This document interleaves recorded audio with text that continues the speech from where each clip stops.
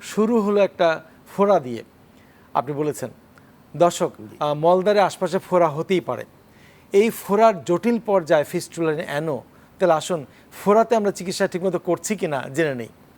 ফোড়াতে প্রথমেই যদি একটা রোগী চিকিৎসা করে তাহলে ওই ফোড়াটা ড্রেন করে দিলে পুজটা যখনই সুন্দরভাবে বের হয়ে যায় এবং বের করা আমাদের পদ্ধতি থাকে যাতে পরের দিনে আবার মুখটা বন্ধ না হয়ে যায়, সেক্ষেত্রে ওটা ধীরে ধীরে হিল করে রোগী সুস্থ হয়ে যায়।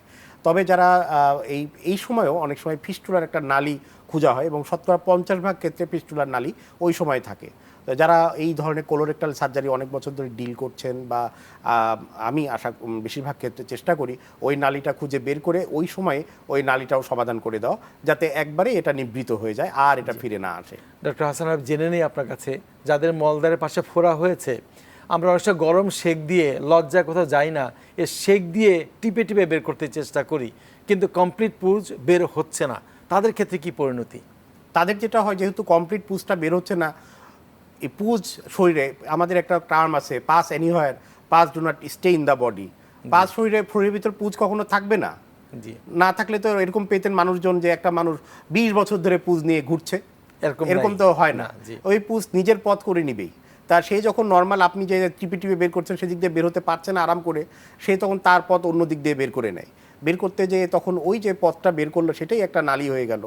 সেই নালীটা অনেক সময় এত জটিল হয়, তো এটা একটা জটিল ফিস্টুলা, নামই হয়ে গেছে জটিল ফিস্টুলা, এবং এটার অপারেশনও অনেক জটিল হয়ে যায় এবং এই রোগীর সাফারিংসটা অনেক বেশি হয়ে যায়। তাহলে স্পষ্ট একটা ধারণা পেলাম, যাদের মলদ্বারের আশপাশে পুঁজ জমেছে, ফোড়া হয়েছে, তাদের ভালো চিকিৎসা যদি না করায়, পুঁজ যদি ভেতরে থেকে যায়, তাহলে এই ধরনের ফিস্টুলাইন অ্যানো, আজকে যে নিয়ে আলোচনা করছি, জটিল একটা সমস্যা তৈরি হয়ে যায়। আর এটা কি পরীক্ষার মাধ্যমে কনফার্ম হন আপনারা?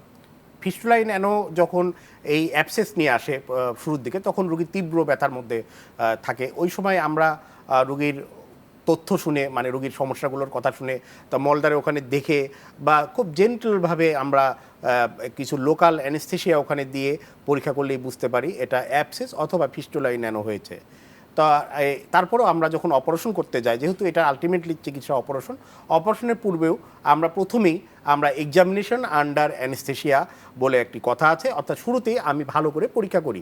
যখন পেশেন্ট অ্যানেস্থেশিয়া থাকেন, পুরো রিল্যাক্স থাকে, তখন এটা অনেক সুন্দরভাবে এই নালীটা বোঝা যায় এবং আমরা ওই নালীটা অনেক সময় আমরা বেশিরভাগ ক্ষেত্রে আমি পার্সোনালি ডাই দিয়ে পরীক্ষা করি, ফিস্টুলোগ্রাম পরীক্ষা, এটা করে নিয়ে তারপর অপারেশন শুরু করি।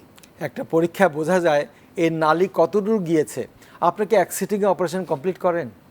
ফিস্টুলাইন অ্যানো আসলে দুই রকম আছে। একটি হলো যে সাধারণ ভ্যারাইটি, মানে সিম্পল ফিস্টুলাইন অ্যানো, আরেকটি হলো কমপ্লেক্স ফিস্টুলাইন অ্যানো, অর্থাৎ জটিল ভ্যারাইটি। তো জটিল ভ্যারাইটি তো কিছু কিছু জটিল থাকে, এতই জটিল সেটা বলার মতো না। এবং অনেক সময় রুগীরাও বুঝে যায় এটা, যে আমারটা এটা আসলেই অনেক জটিল। তা সেক্ষেত্রে আমাদের মলদ্বার অপারেশনের দুইটা আমাদের লক্ষ্য থাকতে হয় ফিস্টুলাইন অ্যানো অপারেশন। একটি হলো যে রুগীকে সুস্থ করতে হবে। এই যে রুগীর ভিজে যাচ্ছে, এটা একটা কষ্ট, এই কষ্ট থেকে রুগীকে নিবৃত্ত করতে হবে, রুগীকে আরামে রাখতে হবে।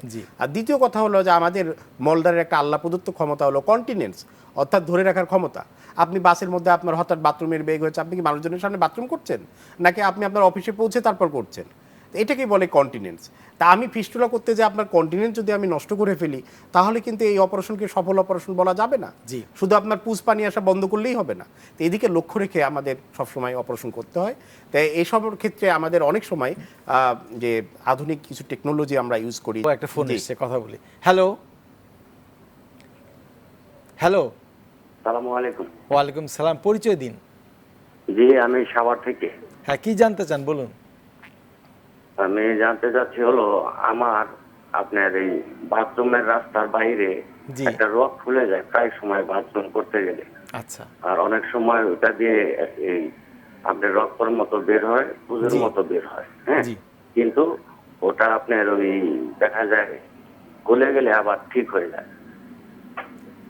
আমরা বুঝতে পেরেছি ডক্টর হাসান, সেই একই কথা। যেই রোগের কথা তিনি বলেছেন, সেই রোগই হলো যেই নালী, যেই ট্র্যাক যেটাকে বলে, এটা একটা পাইপ যেটাকে বলে ফিস্টুলা ইন অ্যানো। এই ফিস্টুলা হলো ভগন্দর রোগ, যেটা এটার একটা ধরন। এটা আসলে আপনাকে পরীক্ষা করে দেখতে হবে যে এই রোগটা কি সুপারফিশিয়ালি গেছে কিনা, বা এই রোগের আরও ব্রাঞ্চ আছে কিনা। যদি সেগুলো পরীক্ষা করে দেখা যায় এটা সিম্পল ভ্যারাইটি, এটা অপারেশন করতে হবে, আর এটা জটিল হলে সেখানেও অপারেশন করতে হবে, সেখানে হয়তো বা কিছু টেকনোলজি ইউজ করে এটা অপারেশন করতে হবে। আশা করি আপনি অপারেশন করলে ইনশাল্লাহ সুস্থ হয়ে যাবেন।